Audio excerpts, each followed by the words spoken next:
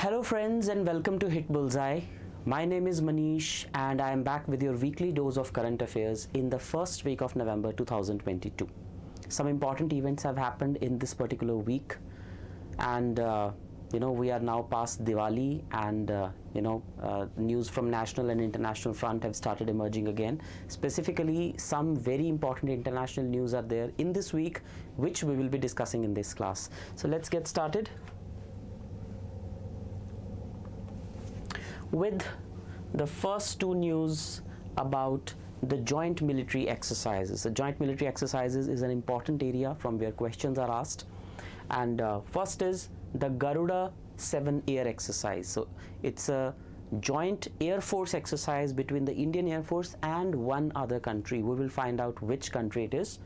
And Simbex is also a joint exercise, but it is between the navies of two countries, India and one other country. We'll find out.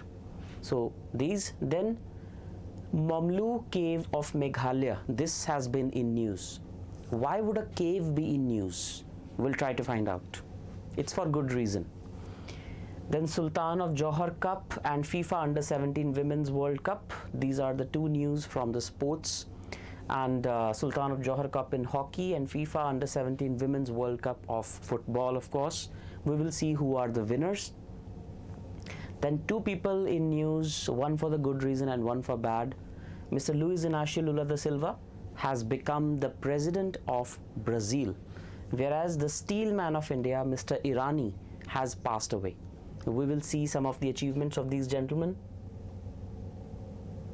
Then the French Open 2022 badminton, two Indians have won a doubles title in this championship. We will see who they are. The Gujarat government has set up a committee to implement UCC, that is the Uniform Civil Code. तो हम देखेंगे uniform civil code क्या है थोड़ा सा briefly, and which other state has also set up a committee to implement the Uniform Civil Code. Then Josila Day has been commemorated. Josila is a pass. We will see why this day is celebrated. Perma crisis, I think this is a word that has to be the word of the week, but instead it is the word of the year 2022. एक dictionary है जिसने perma crisis को word of the year declare किया है. We will see why and what is the meaning of perma crisis. Then Mangarh Dham has been declared as national monument by Prime Minister Modi. Asia Cup 2022 cycling tournament is going to take place in India. We will see where it is going to be held. And finally, India's largest wind turbine has been put in place by a private company, which signals India's transition towards renewable energy. So we will have a look at all these news one by one. Let's get started with the first news, that is the Garuda air exercise. So India and France undertake this exercise. Indian Air Force and the French Air Force, they undertake this exercise, and the venue this time was Jodhpur, which is in Rajasthan.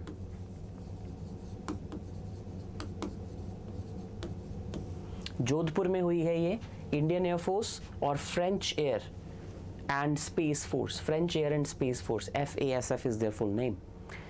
And इसमें India की तरफ से जिन the participants included Sukhoi 30, Rafale, light combat aircraft Tejas, as well as the light combat helicopter जो अभी पिछले महीने ही India ने unveil किया है, light combat helicopter which is a made in India helicopter for the first time, whose name is Prachand. LCH और light combat helicopter प्रचंड and Mi-17, ये सभी जो इक्विपमेंट्स हैं इंडिया की तरफ से इन्होंने पार्टिसिपेट किया.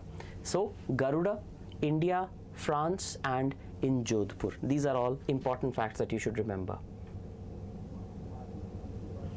Next is a maritime exercise between the navies of Singapore and India. So that is what the meaning of Simbex is. It is Singapore-India Maritime Bilateral Exercise. This is the full form of Simbex. So Simbex actually एक acronym है, which is Singapore-India Maritime Bilateral Exercise. Right? तो इसके दो phases हुए, harbor phase and the sea phase, harbour phase हुआ विशाखापट्टनम में और सी phase हुआ बे ऑफ बंगाल में. And the reason why this kind of exercises are done is basically to increase the coordination between two different countries' militaries. It can be Navy, it can be Air Force, it can be the Army. And why do we do that? To tackle international challenges and to tackle issues which have implications beyond one nation. For example, this particular exercise, so it will help in reducing piracy in the Indian Ocean, because Indian Ocean, India has, of course, stakes in the Indian Ocean. Singapore has stakes in the Indian Ocean. There is a lot of trade, billions of dollars worth of trade that goes through the sea lanes of communication. जैसे ships import और export का सामान लेके जाते हैं. Piracy is a big problem, like the Somalian pirates in the Arabian Sea, and the piracy is also there near the Malacca Straits. So these countries, they undertake such exercises so that in times of need, piracy needs to be stopped or any other aggressiveness needs to be stopped, then these countries can come together. That is why these exercises are crucial. Right? So it increases intense maritime cooperation and their dedication and support to boosting security in the Indian Ocean region. पूरे region में security bolster करने के लिए ऐसी exercises की जाती हैं. Next we have the Mamloo Cave of Meghalaya. So we know that the UNESCO, which is the United Nations Educational, Scientific and Cultural Organization, having its headquarters in Paris and is one of the specialized agencies of the United Nations. So we know that UNESCO maintains two lists. One is the World Heritage Sites list and another is Intangible Cultural Heritage of Humanity list. जो world heritage site वाली list है उसमें India की 40 world heritage sites listed हैं और जो intangible cultural heritage of humanity है उसमें 14 आइटम्स लिस्टेड हैं. अगर हम वर्ल्ड हेरिटेज साइट्स की बात करें तो it includes like the hill forts of Rajasthan, the Himalayan railways, the Taj Mahal, the Agra fort, the red fort, Jama Masjid, the Hampi Temple, the Sun Temple of Odisha. These are almost 40 monuments which are there on the first list. Second is intangible cultural heritage of humanity. The things that are intangible cultural heritage, which you cannot touch maybe, but they exist. It can be a ritual, it can be a festival, it can be a art, it can be something. इसमें India की कुछ entries हैं जैसे कि yoga, Kumbh festival, Navroz festival, and recently Durga Puja of West Bengal was also included on the list. So apart from these two, now UNESCO is also going to maintain another list, that of geological heritage site. Geological heritage site. What is a geological heritage site? Basically, geology means the terrain of the earth. The ups and downs on the earth's surface are called geology. So there are certain naturally occurring geological sites in the world which are quite significant if we talk about the geological evolution of the earth. We know that the earth have evolved over millions of years. There are certain sites which reflect that process quite beautifully. तो उसके लिए ये एक list बनने जा रही है और इसे बनाएगा IUGS. IUGS is International Union of Geological Sciences. It comes under UNESCO. So IUGS, it is one of the largest scientific organizations of UNESCO. It has recognized the Mamloo Cave of Meghalaya in India as one of the first 100 IUGS geological heritage sites. यानी कि UNESCO के under एक organisation है IUGS. It is going to maintain a list of the first 100 geological heritage sites और उसमें एक site India की आई है. So just imagine how important it would be. That site is the Mamloo Cave of Meghalaya. Right, so this announcement is expected to kickstart an endeavor to designate geological sites from around the world. Right, तो इसमें ये पहली 100 sites का जो proposal है इसमें India की Mamloo Cave है. Now what is so special about this cave? It's just a cave maybe, but no. It is 7.2 kilometers long cave, which is a significant length. 7.2 kilometers cave. It is the 4th largest cave in the Indian subcontinent. not in India, Indian subcontinent. That means all the neighboring countries like Bangladesh, Pakistan, Afghanistan, Nepal, Bhutan, Sri Lanka, ये सबको मिला के बनता है Indian सब continent. इस पूरे Indian सब कॉन्टिनेंट में ये चौथी सबसे लंबी केव है, and it is at the altitude of 4,503 meters, which is a lot of height. It is known for its stalagmite formations, and another feature is the pool inside the cave that is formed from 5 different rivers that pass through it. So according to geologists, we may not be able to appreciate what is so special about this cave, but the geologists say that this is one of the most wonderful naturally occurring geological sites in the world. So that is why it becomes important. आपके लिए important क्या है? IUGS, UNESCO and the Mamloo Cave of Meghalaya. These 4 facts are important. आगे चलते हैं. So the 2 news related to sports. First is the Sultan of Johor Cup. So as you can see, it is the Indian hockey team that has won here, but it is the junior hockey team. So Indian junior men's hockey team has defeated Australia to win this cup, Sultan of Johor Cup. तो पहली बात आपको पता होनी चाहिए, Sultan of Johor Cup is related to hockey, and this year Indian junior men's hockey team has defeated Australian team to win this title. And it is, इसका venue जो था, it was Malaysia. Second important fact is Malaysia. Third, it is the 3rd time that India has won this cup. तो junior hockey championship जो होती है उसके लिए ये सुल्तान ऑफ जौहर कप है, and India has defeated Australia at Malaysia. All these facts are important. Similarly FIFA Under 17 Women's World Cup, but FIFA and football is not the forte of Indians. We do not have that much of because football is the craze of football. जैसे India में cricket का craze है, the craze of football is mostly found in Europe and in the South American countries like Brazil, Argentina, etc. So the winner of FIFA Under 17 Women's World Cup is Spain. और इसने किसको हराया है? Colombia को. As I told you, Spain is a European country, Colombia is a South American country. These are the 2 continents which have the most craze for football. और India host था. So India was the host, but unfortunately Team India was not able to clear the group stages after losing 3 matches. Group stages से भी हम clear नहीं कर पाए.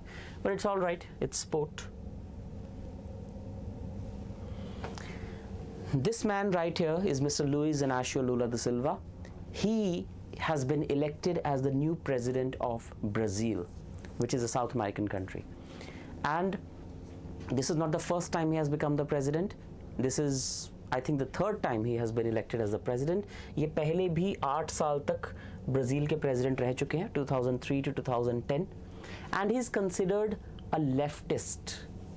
Leftist means his ideology, they are referring to welfareist ideology, equality, welfareism, all these things are there. And the outgoing president is Mr. Jair Bolsonaro. So Mr. Jair Bolsonaro is going to resign, and Mr. Luiz Inácio is going to be, he is going to take the oath on the 1st of January 2023. Also, one very important fact about Mr. Luiz Inácio is his policy known as Bolsa Familia.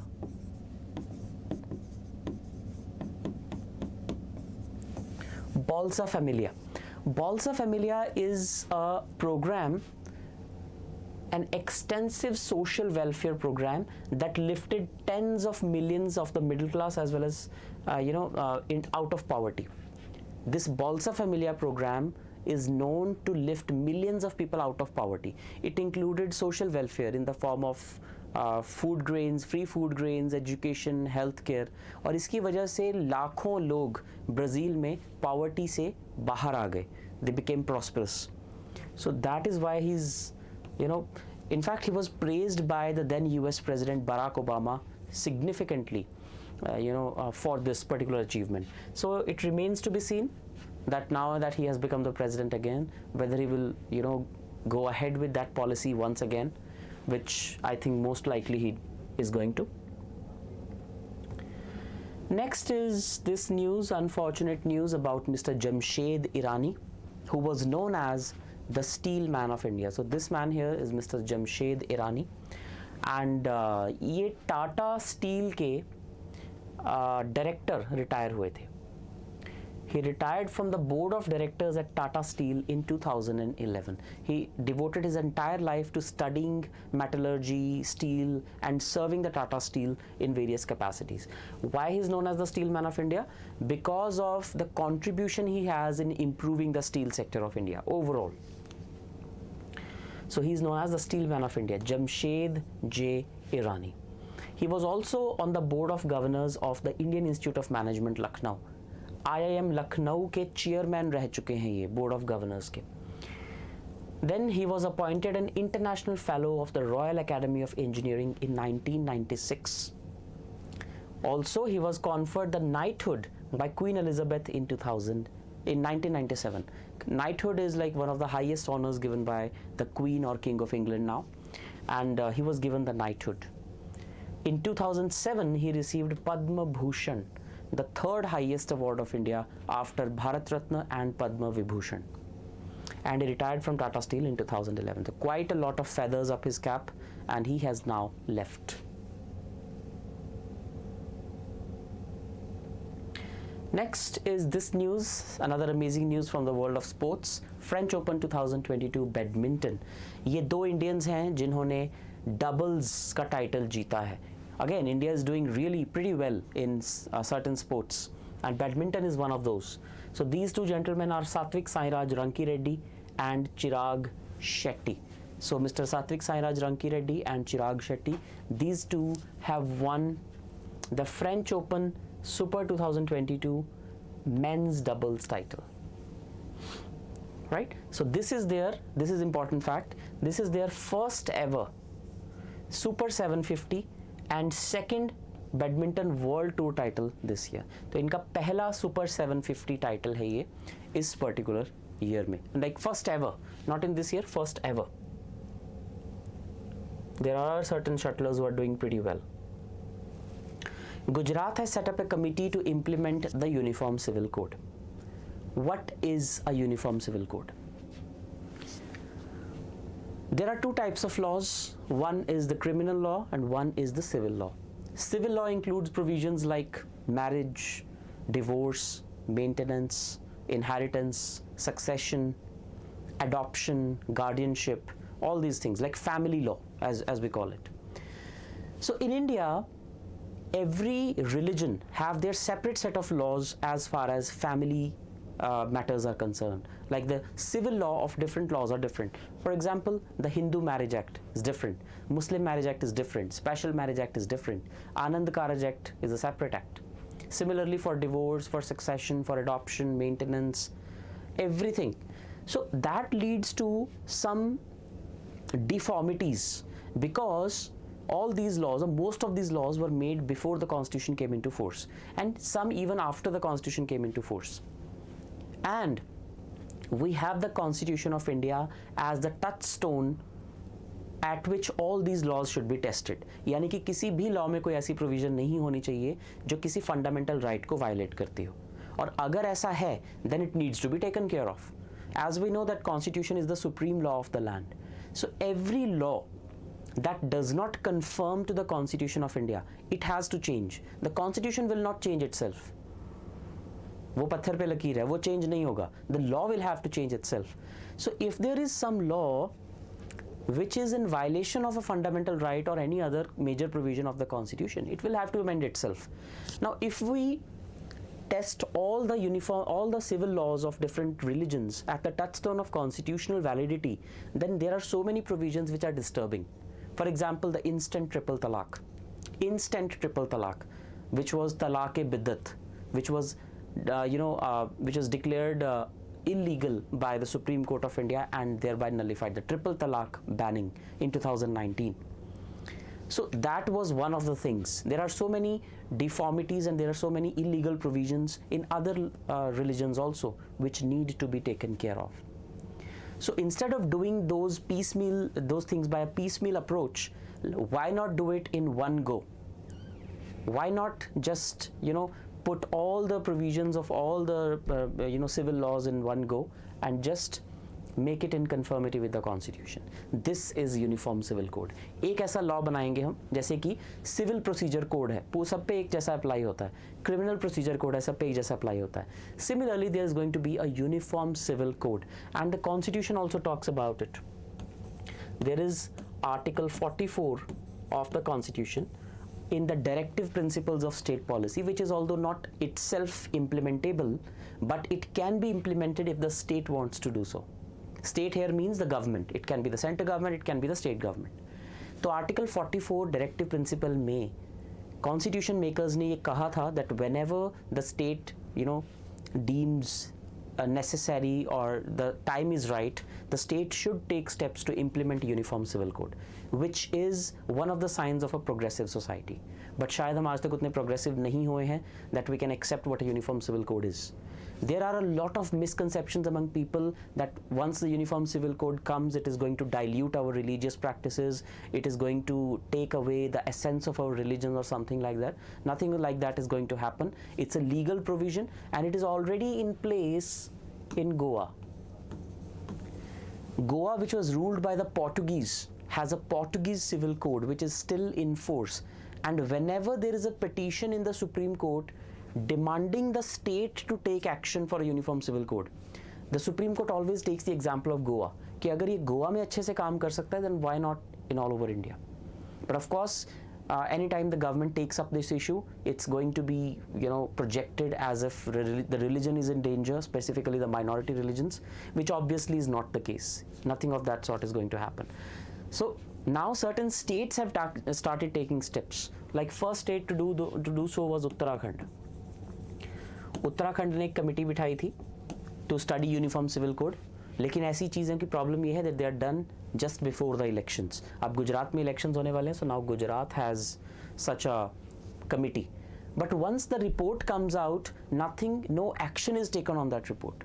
अगर states चाहें तो अलग अलग uniform civil code implement कर सकती हैं, but they don't do so, right. So Uttarakhand, now it is Gujarat which have set up the committee to study the uniform civil code, and a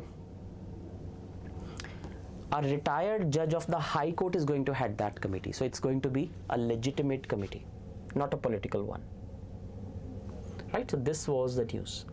Then we have another news on the Josila Day. What is Josila Day? What is Josila? First of all, it is a pass. It's a mountain pass which is in Jammu and Kashmir, as you can see here. This is the map of Jammu and Kashmir and Ladakh Union Territories. So up till here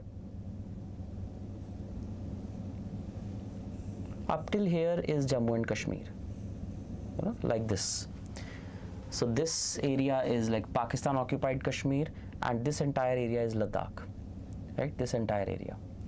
So Josila is a pass that connects Srinagar with Ladakh, right? So it's a very important pass, Josila, and now it is like yes, it connects Ladakh with this Srinagar. So Josila Day was commemorated on the 1st of November at Josila War Memorial near Dras. यहाँ पर जो battle लड़ी गई थी, to celebrate the gallant action by Indian troops in Operation Bison in 1948, which was launched on the icy heights of Josila Pass, the gateway to Ladakh. 1948 में जैसे ही हम लोग इंडिपेंडेंट हुए थे तो इंडिया और पाकिस्तान में एक वॉर हुई थी, जिस टाइम पे ये POK ऑक्यूपाई किया गया. तो उस टाइम पे यहाँ पे एक बहुत ज़बरदस्त बैटल हुई थी जिसमें इंडियन ट्रूप्स ने बहुत अच्छा परफॉर्म किया था. उस बैटल को कमेमोरेट करने के लिए जोजिला डे मनाया जाता है on the 1st of November. And the name of the operation was operation bison, right? So that is what it is.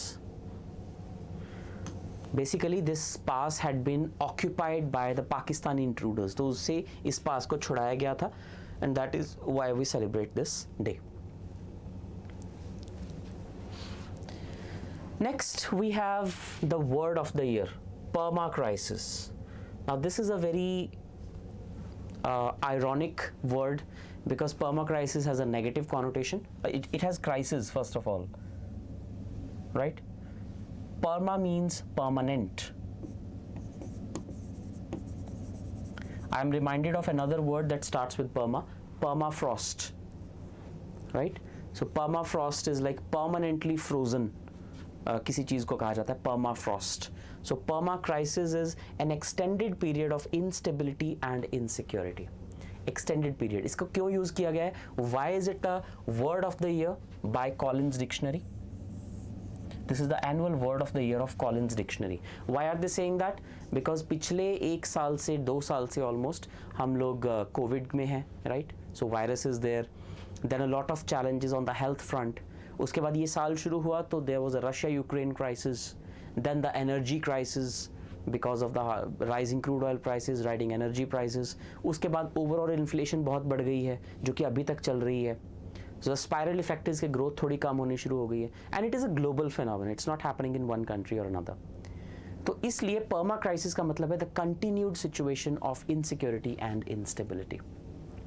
Extended period of insecurity and instability. So perma crisis sums up just how truly awful 2022 has been for so many people. They are referencing inflation, like economic problems and political problems that the world is facing. And also we are seeing a build-up in the rivalry between the West and Russia once again due to the Russia-Ukraine conflict. It can spiral into a war anytime, and that is a crude reality that we should accept. Next, Mangarh Dham has been declared as a national monument. What is Mangarh Dham and where is it? Mangarh Dham है राजस्थान में. It is in the Banswara district of Rajasthan. इसकी story क्या है? मानगढ़ धाम basically it's a story of during the colonial times.